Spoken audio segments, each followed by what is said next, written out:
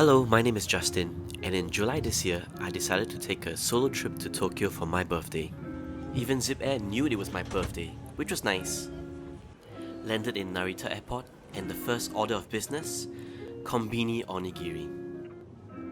The next thing to do was to take the Narita Express to Shinjuku.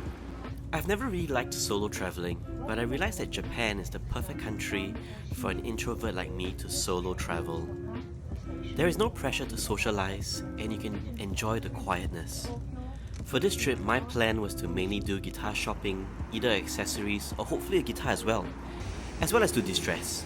After putting my bags down, I headed to my first book-off in Shinjuku. Now, if you're not aware, book-off, or its many names, is a series of second-hand stores in Japan where you can find almost anything from clothes to furniture to electronics to guitars to books to anime figures. So I made it a point to visit as many branches as possible with the hopes of finding guitar books and possibly a guitar to bring home.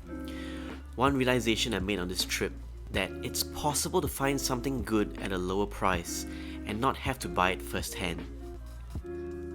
So this is me looking for some secondhand guitar books.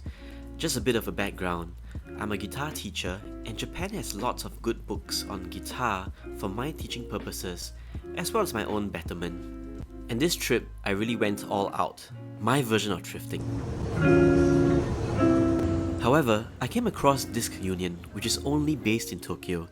They mainly sell records, but they do carry used music books, and this particular branch in Shinjuku had a great selection. The Japanese do take their music and vinyl seriously. This is me checking out their shelf. I think I left with at least 5 books from this store. A great find. By the way, I did a video where I showed off my book haul. Do click the link to check it out. After that, had my first late lunch, some Hamburg steak. On day 2, I headed to Fujisawa for a day trip to Enoshima Island. Check out the cute minion donuts at Mr. Donut. It was a theme thing, so not available all the time.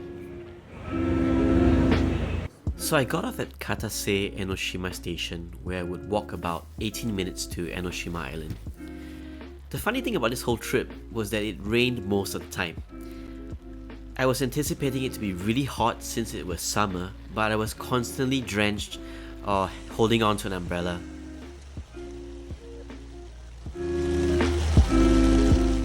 The views on the way were great though. The rain was getting heavier, so I had to use my phone to record since I was afraid of getting my pocket tree wet. Enoshima is a small island, and the structure reminded me very much of Kyoto, with all the slopes and the steps.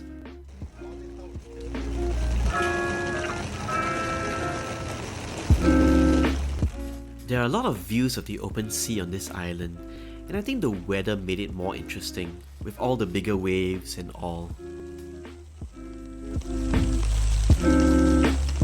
There are 2 main attractions I highly recommend.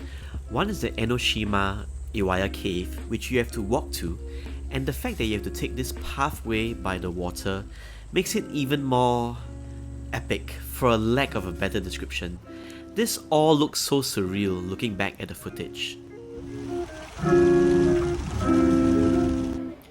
Upon entering the cave, you are given a small lantern, which was a nice touch. And you get to see how over the years, the sea created a cave with these interiors and is now a tourist attraction. Very interesting to walk around, but not for those who don't like tight spaces though.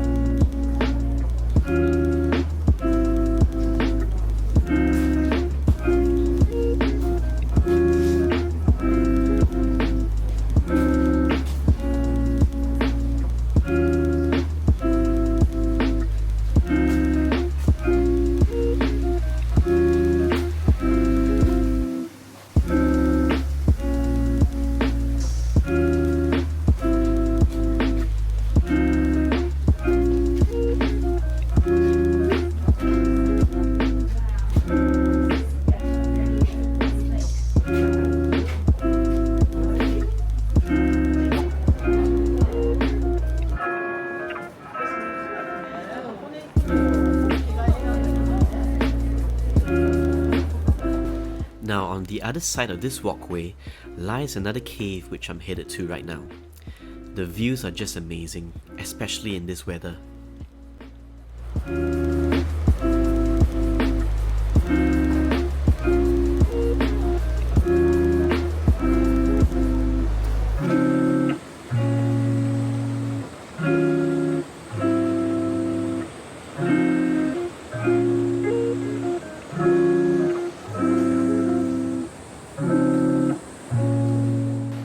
This cave is smaller in size, but it houses a shrine dedicated to the dragon deity of this island.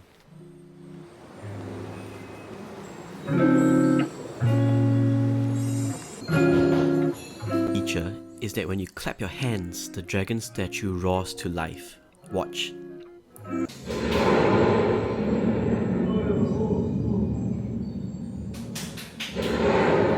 The uncool part was that these people wanted to scare me by clapping behind me as I approached the statue.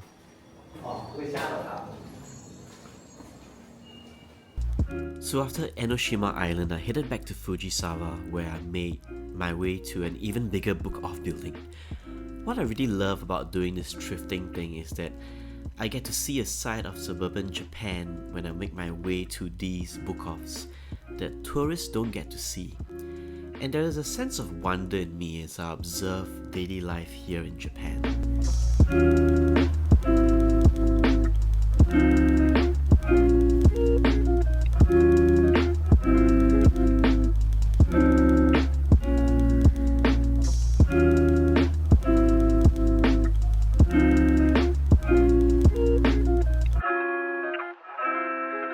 I think I found it. It was not called BookOff from the outside. That looks like to be a second-hand store.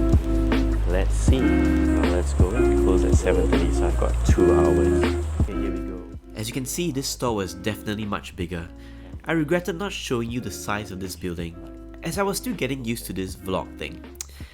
Just by the number of cameras and guitars on display, I hope you get a sense of the size of this store. Now we come to the part. There's a whole wall of guitars, but I'm not too sure if the guitars are good. We'll just have to take a look.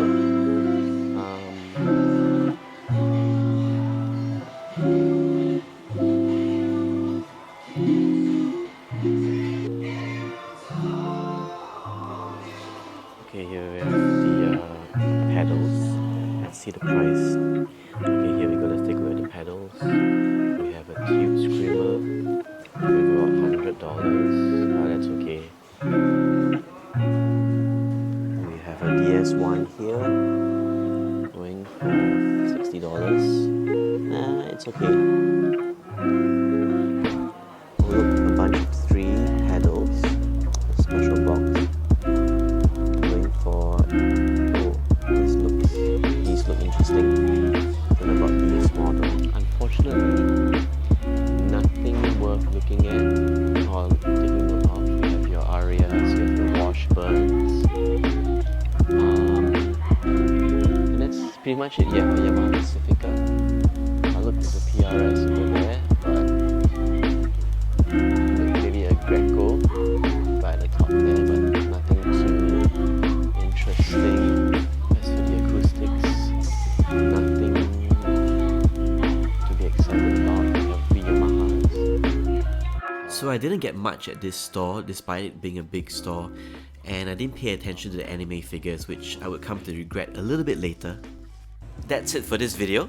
In my next video, I'll be showing you my solo trip around Yokohama. Do subscribe and thank you for watching.